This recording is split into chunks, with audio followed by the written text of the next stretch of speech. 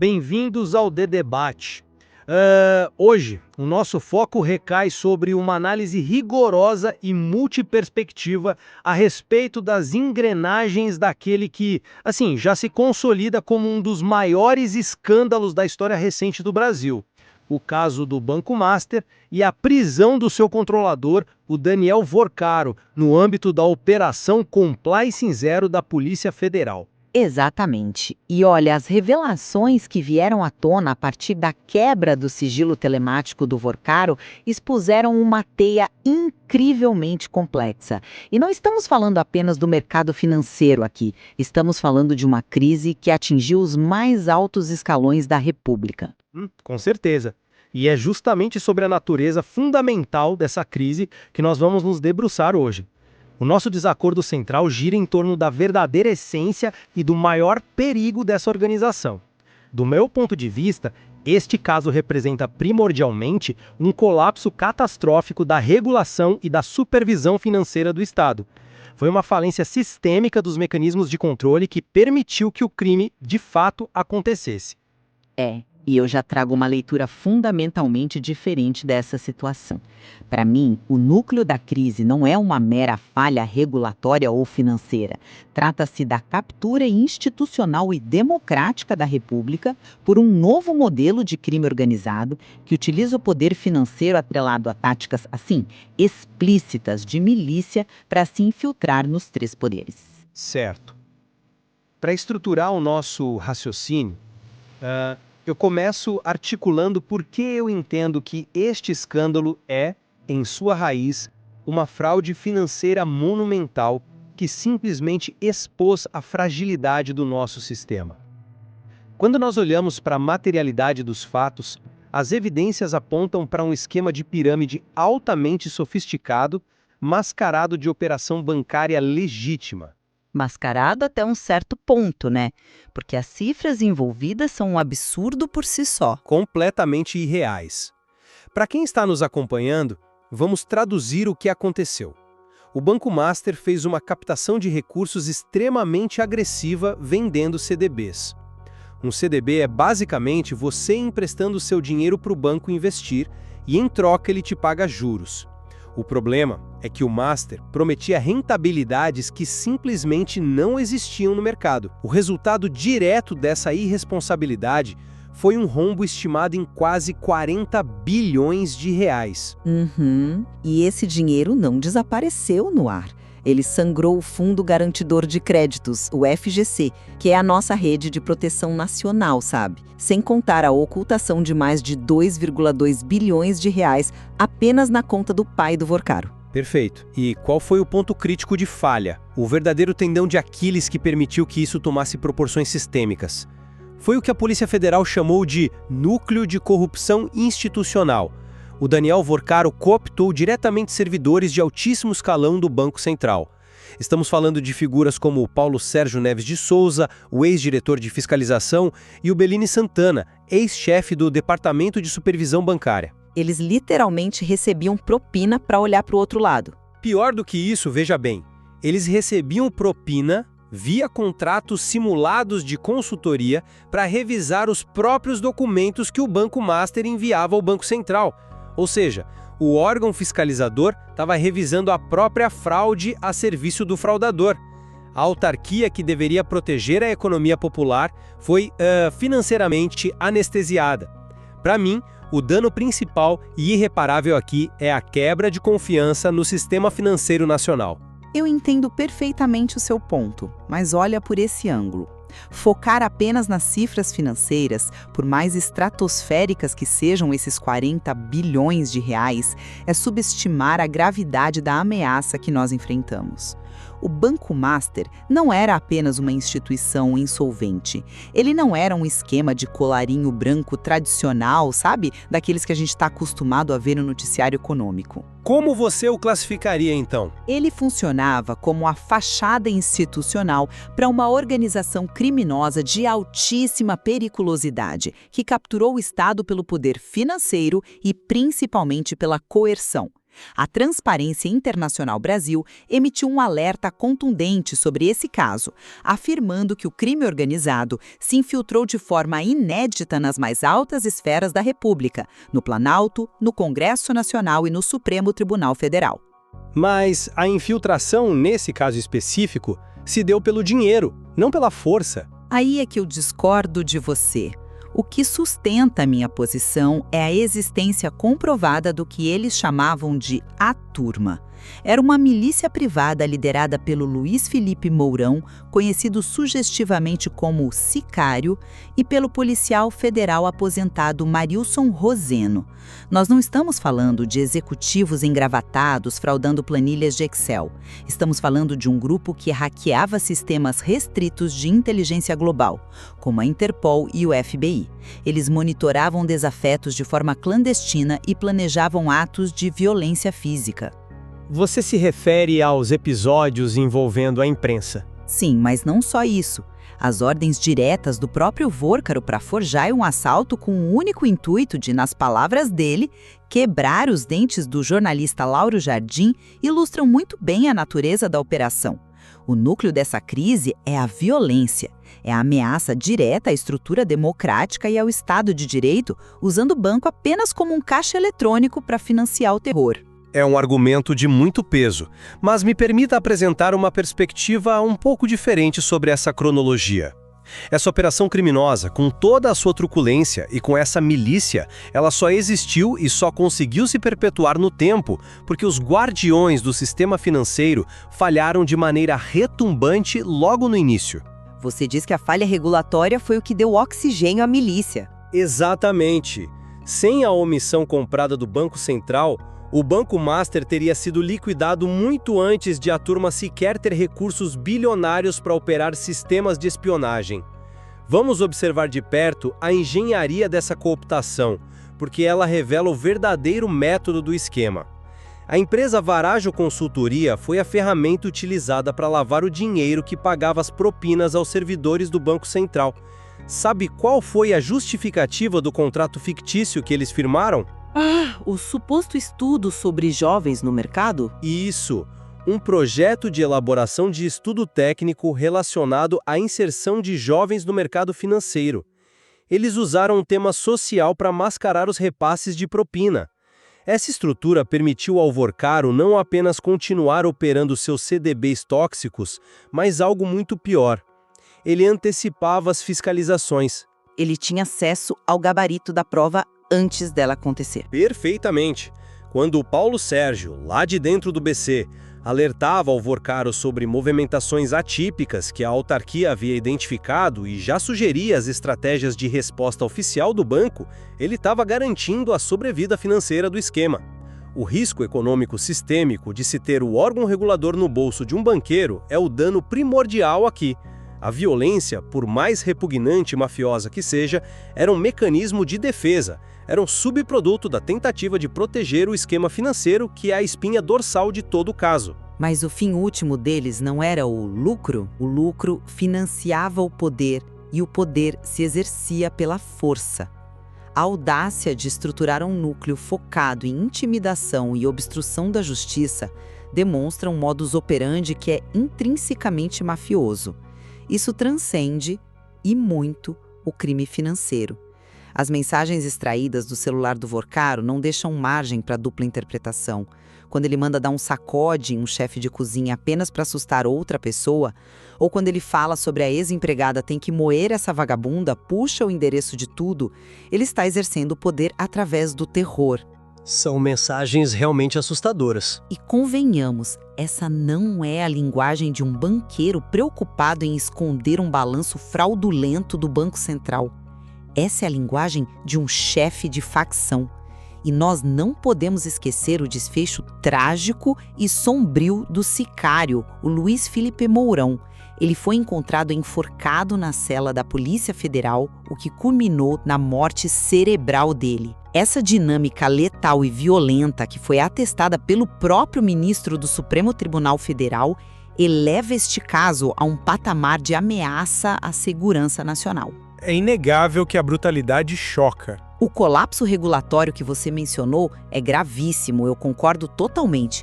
Mas a infiltração de uma milícia letal que operava livremente com credenciais cruzadas da Polícia Federal e do mercado financeiro representa uma ameaça existencial às nossas instituições democráticas. Eles não queriam apenas fraudar o mercado, eles queriam mandar no tabuleiro. Esse é um ponto fascinante, mas eu estruturaria essa ideia de mandar no tabuleiro de uma forma diferente. Se nós formos olhar com atenção para a reação do Daniel Vorcaro com o Congresso Nacional, nós veremos exatamente como a fraude financeira tentava se autoproteger.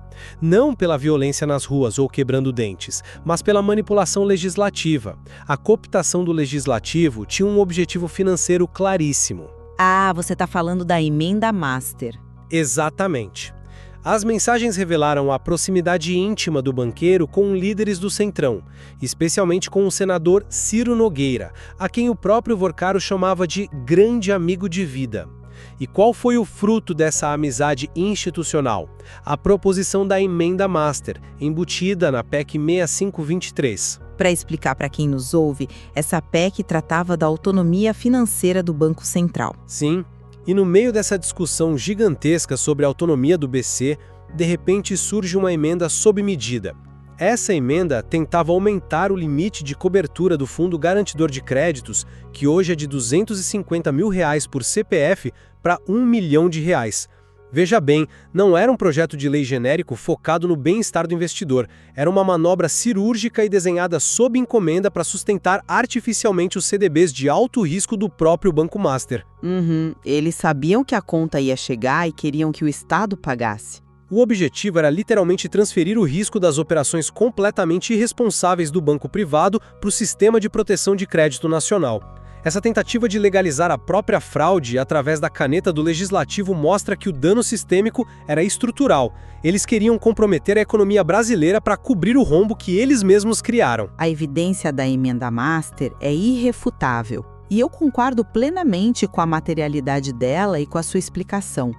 Mas, na verdade, isso prova exatamente o meu argumento central. Como assim? Pensa bem. A organização criminosa não estava apenas burlando a lei ou subornando fiscais do Banco Central. Ela tinha o poder real e fático para reescrever a lei constitucional do país. Essa é a definição acadêmica máxima de captura de Estado.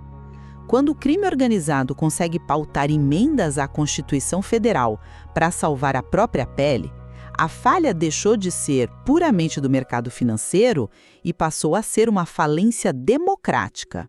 É um salto audacioso considerar isso o fim da linha democrática, não acha? O lobby sempre existiu, ainda que de forma espúria. Mas essa captura não se restringe apenas a um senador propondo uma emenda favorável.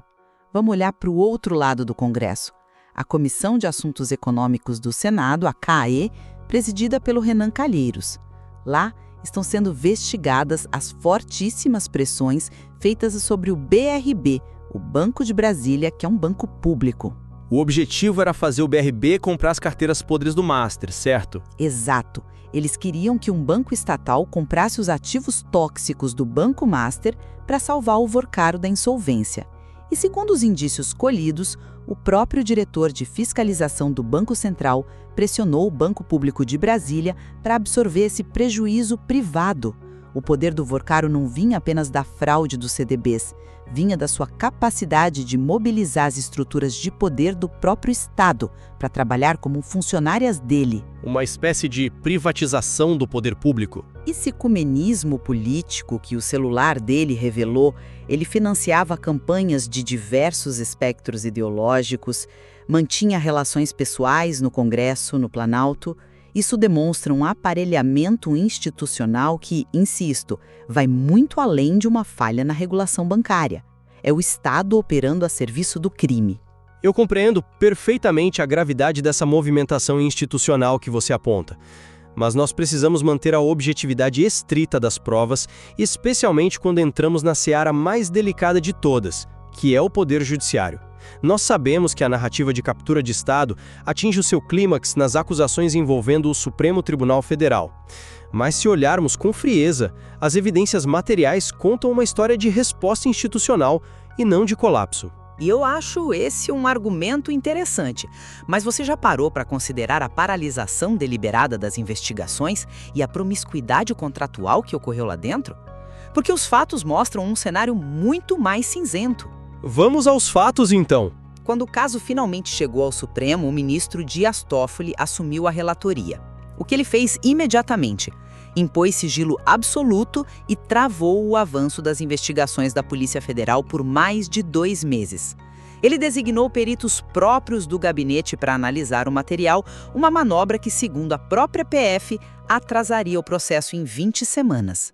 Mas ele acabou deixando o caso. Sim, o Toffoli só se declarou suspeito e deixou a relatoria quando foi revelado pela imprensa que ele era sócio de uma empresa que teve negócios com o próprio Grupo Master.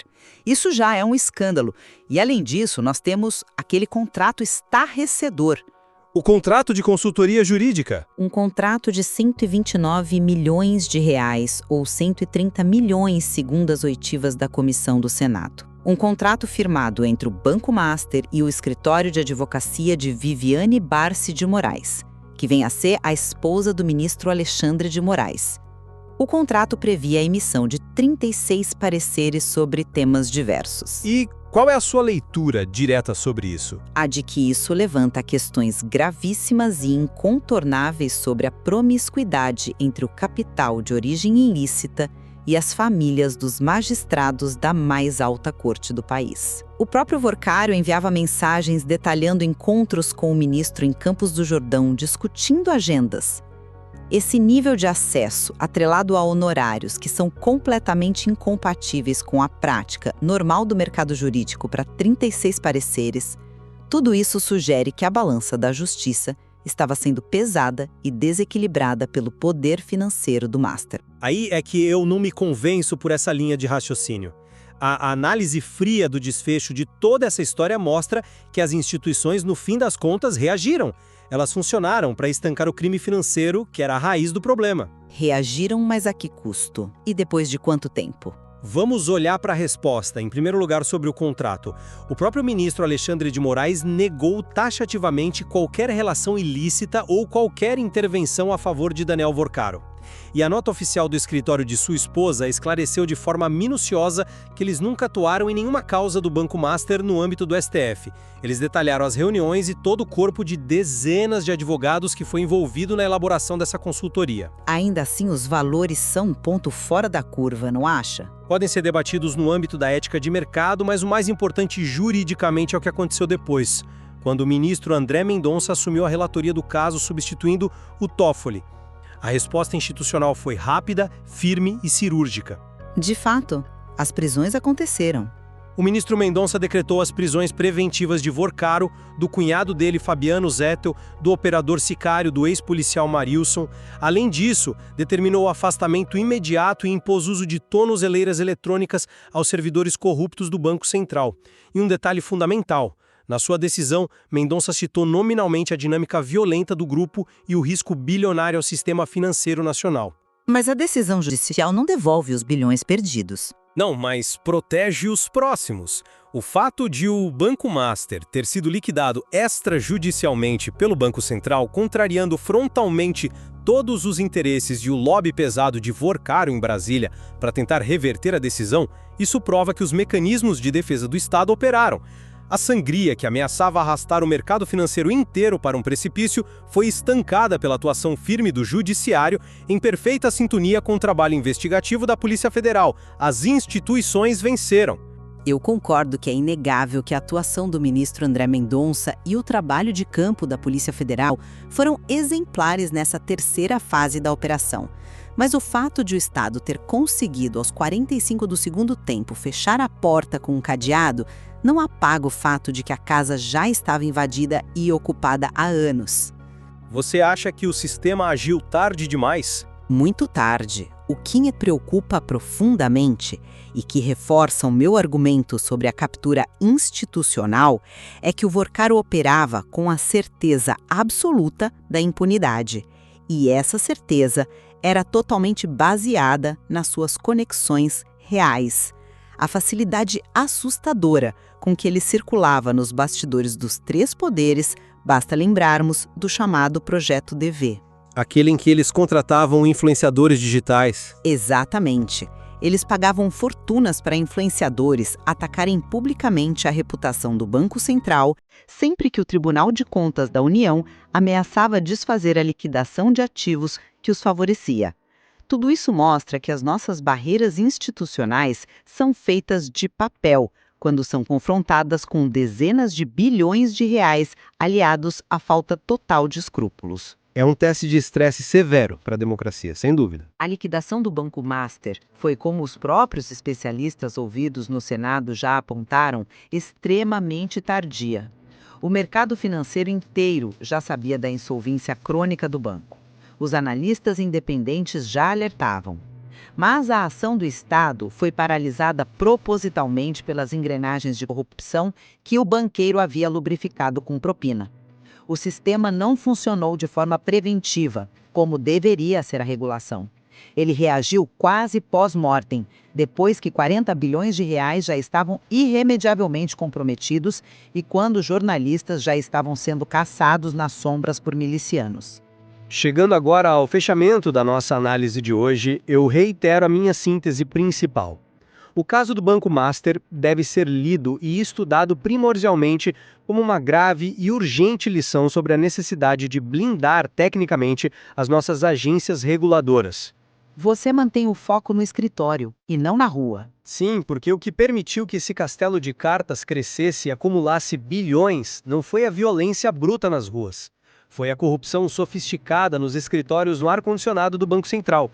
Quando diretores de fiscalização são ativamente cooptados para revisar e aprovar os ofícios dos próprios bancos que eles têm o dever constitucional de investigar, o sistema financeiro inteiro perde a sua razão de ser. Este escândalo nos impõe, como nação, a necessidade imediata de reavaliar os limites do Fundo Garantidor de Créditos e auditar as ferramentas de compliance interna dessas autarquias.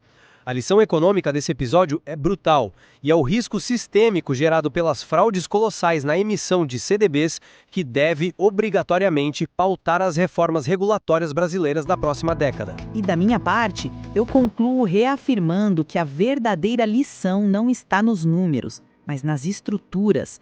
É uma lição institucional. O Brasil está enfrentando hoje um novo paradigma criminal. Já não se trata apenas de corrupção passiva clássica ou daqueles velhos crimes de colarinho branco que resolvíamos com multas bilionárias. É a fusão das duas frentes. Exato. Nós vimos, com perplexidade, táticas puras de milícia física e espionagem cibernética de altíssimo nível se fundirem ao poderio financeiro quase ilimitado de um banqueiro. O objetivo: capturar de forma quase simultânea membros vitais do Executivo, do Legislativo e do Judiciário. A morte cerebral do operador sicário nos porões de uma cela da PF e os planos detalhados para mutilar repórteres mostram que essa organização simplesmente não respeitava qualquer limite civilizatório. Proteger a economia é fundamental, claro, mas o que este caso revelou foi uma ameaça profunda e muito mais obscura à própria segurança institucional da nossa democracia. É um ponto inegável. E creio que nisso ambos convergimos plenamente. As provas contundentes extraídas do celular de Daniel Vorcaro revelaram uma rede de influências absolutamente ecumênica, que testou de forma sem precedentes os limites de resistência das instituições democráticas e financeiras do nosso país. Sem dúvida. E a despeito de todas as tentativas do banqueiro de apagar os rastros, de deletar os dados ou de usar mensagens de visualização temporária, a tecnologia forense foi capaz de expor todo esse submundo de relações promíscuas. E é por isso que olhar para essas evidências, tanto pelo prisma do risco econômico sistêmico que quase quebrou o nosso fundo garantidor, quanto pelo prisma da segurança institucional e da infiltração criminal, é essencial para compreendermos a totalidade e o ineditismo do fenômeno que foi o Banco Master. As engrenagens operavam juntas. Você não entende o roubo sem entender a intimidação. Exatamente. E as investigações continuam avançando.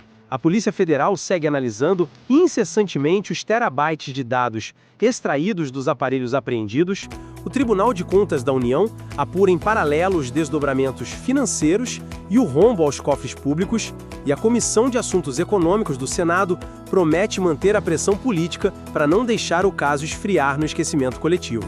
E dada a complexidade do esquema, é quase certo que ainda veremos muitos desdobramentos a partir dessa quebra de sigilo telemático. Certamente. E nós deixamos para você que nos acompanha e enriquece este debate a reflexão final.